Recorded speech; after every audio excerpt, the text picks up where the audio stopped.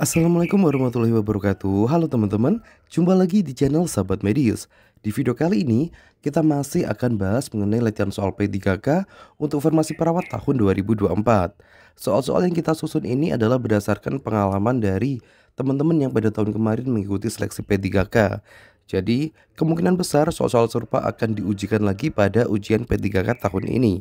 Jadi buat semuanya, tonton video ini sampai selesai ya. Di video kali ini kita sudah masuk ke bagian kelima. Buat teman-teman yang baru gabung di channel ini, teman-teman bisa cek video-video kita sebelumnya sebagai media latihan dalam mempersiapkan diri menghadapi seleksi P3K tahun ini. Oke, langsung saja kita masuk ke soal yang pertama. Soal yang pertama ini adalah tentang analisa kasus ya teman-teman. Karena dari teman-teman yang tahun kemarin mengikuti seleksi P3K, ada cukup banyak soal-soal tentang kasus-kasus keperawatan. Oke, kita baca dulu soalnya di sini. Seorang laki-laki 55 tahun dirawat di ruang penyakit dalam dengan keluhan nyeri perut, sesak nafas, dan bengkak.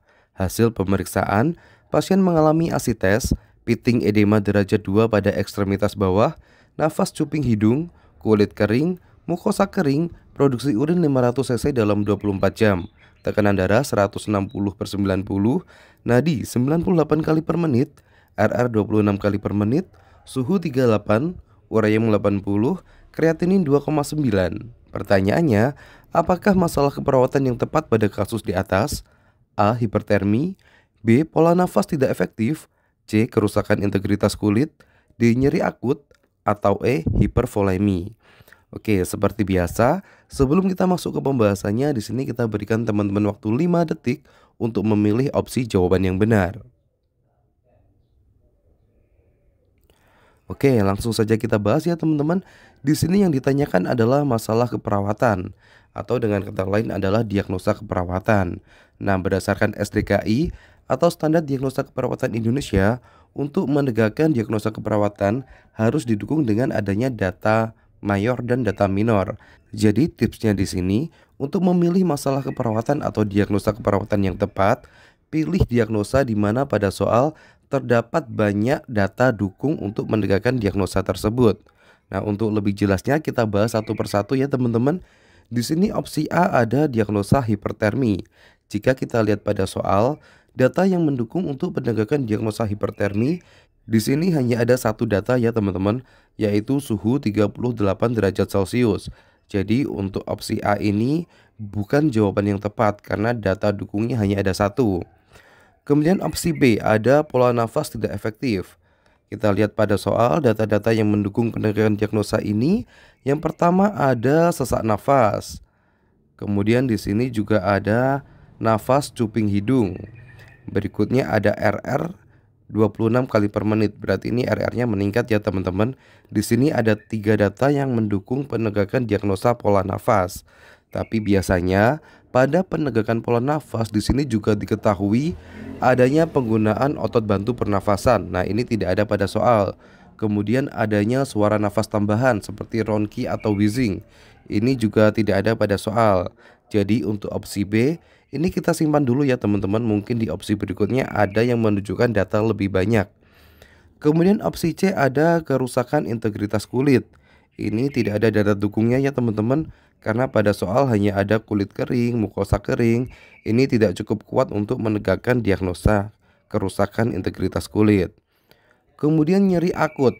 Pada soal data yang mendukung adanya nyeri akut hanya keluhan nyeri pada perut.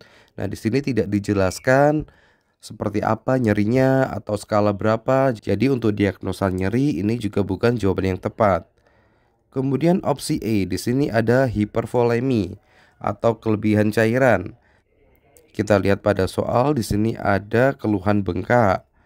Kemudian pasien mengalami asitas. Nah, asitas ini adalah penumpukan cairan pada area perut.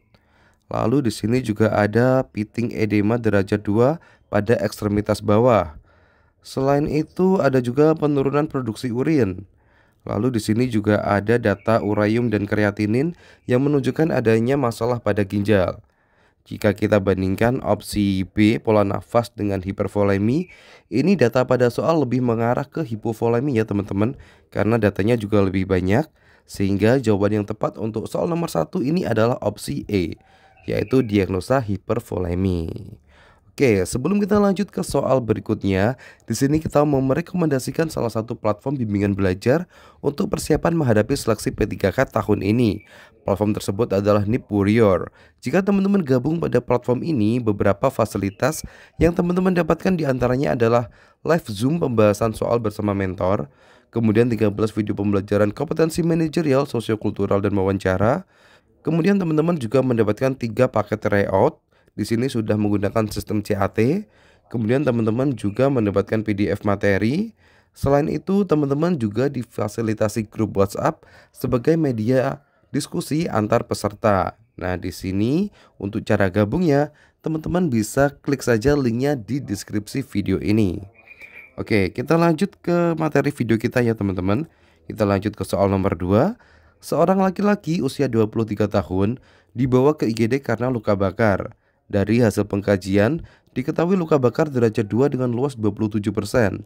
Pasien tampak meringis kesakitan, tekanan darah 110/70, nadi 98 kali per menit, RR 26 kali per menit, suhu 38 dan berat badan 60 kg. Pertanyaannya, berapakah kebutuhan cairan pasien tersebut dalam 8 jam pertama? A. 6.480, B. 6.280, C. 3.240, D. 3.140, atau E. 2.160.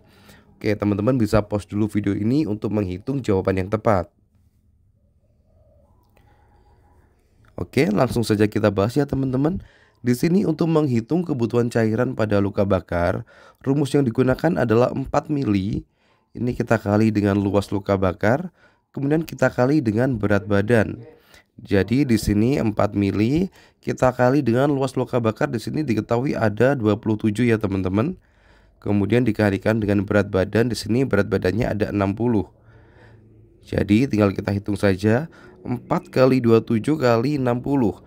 Ini ada 6.480. Nah, ini adalah kebutuhan cairan pasien luka bakar dengan luas luka bakar 27% dalam 24 jam. Yang ditanyakan di sini adalah 8 jam pertama. Dan untuk pemberian cairan pada kasus luka bakar, di sini dibagi menjadi 3 ya teman-teman, yaitu 8 jam pertama, 8 jam kedua, dan 8 jam ketiga. Nah, untuk 8 jam pertama cairan yang diberikan adalah 50%, kemudian 8 jam kedua 25%, dan 8 jam ketiga adalah 25%. Nah, di sini diketahui untuk kebutuhan cairan dalam 24 jam ada 6.480. Dan 8 jam pertama berarti ini tinggal kita kalikan 50% ya teman-teman. 6.480, 50% berarti setengahnya. Jadi di sini kita bagi 2 sama dengan 3.240. Jadi jawaban yang tepat adalah opsi C. Cukup mudah ya teman-teman. Oke, kita lanjut ke soal berikutnya. Seorang perempuan 25 tahun dibawa ke IGD dengan keluhan badan terasa lemas akibat diare sejak 4 hari yang lalu. Dari hasil pemeriksaan, diketahui tekanan darah 100/70, nadi 92 kali per menit, RR 20, berat badan 60 kg, turgor kurang, dan mukosa kering. Pertanyaannya, berapakah kebutuhan cairan pada pasien di atas? A. 2000 cc, B. 2100 cc, C. 2200 cc, D. 2300 cc, atau E. 2400 cc. Oke, 5 detik buat teman-teman untuk memilih jawaban yang benar. Oke, langsung saja kita bahas ya teman-teman. Jika di soal sebelumnya adalah kebutuhan cairan pada kasus luka bakar, pada soal ini adalah kebutuhan cairan pada kasus diare. Ini rumus yang digunakan adalah 10 kg berat badan yang pertama, ini kita berikan 1000 cc cairan. Kemudian 10 kg berat badan yang kedua, ini kita berikan 500 cairan. Kemudian sisa kilogram berat badan, ini setiap berat badannya kita kali dengan 20. Jadi di sini ini diketahui berat badannya ada 60. Berarti 60 dikurangi 10 kg berat badan yang pertama, ini ada 1000.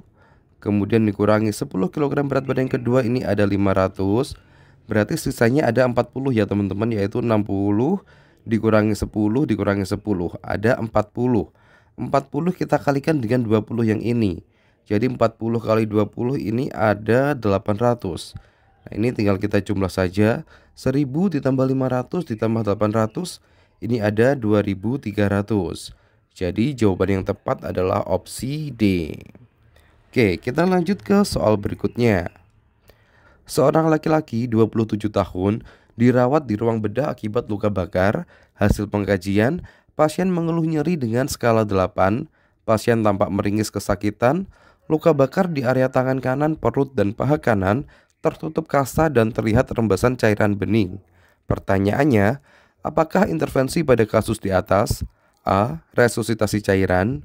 B. Lakukan perawatan luka. C. Ajarkan teknik relaksasi. D. Kolaborasi pemberian analgesik. Atau E. Anjurkan pasien banyak minum. Oke, langsung saja kita bahas ya teman-teman. Untuk intervensi keperawatan ini dibagi menjadi dua, yaitu intervensi mandiri dan intervensi kolaborasi. Untuk intervensi mandiri sendiri ini ada 3 macam, yaitu observasi, terapeutik, dan edukasi. Nah, jika kita lihat di sini, pada soal di sini pasien mengeluh nyeri dengan skala 8. Ini menandakan nyeri pada pasien termasuk ke dalam kategori nyeri berat ya teman-teman. Sehingga dari kelima opsi jawaban ini, jawaban yang tepat adalah melakukan kolaborasi pemberian analgesik. Di sini kenapa dilakukan kolaborasi pemberian analgesik terlebih dahulu sebelum dilakukan perawatan luka? Hal ini dikarenakan pada soal di sini mengarah pada nyeri berat ya teman-teman dengan skala 8. Jadi sebelum dilakukan perawatan luka dilakukan pemberian analgesik terlebih dahulu agar pada saat dilakukan perawatan luka pasien tidak terlalu kesakitan. Oke, sementara cukup sekian untuk video kali ini. Semoga video singkat ini bisa bermanfaat dan semua teman-teman di channel ini bisa lolos pada seleksi P3K tahun ini. Wassalamualaikum warahmatullahi wabarakatuh. Sampai jumpa di video berikutnya.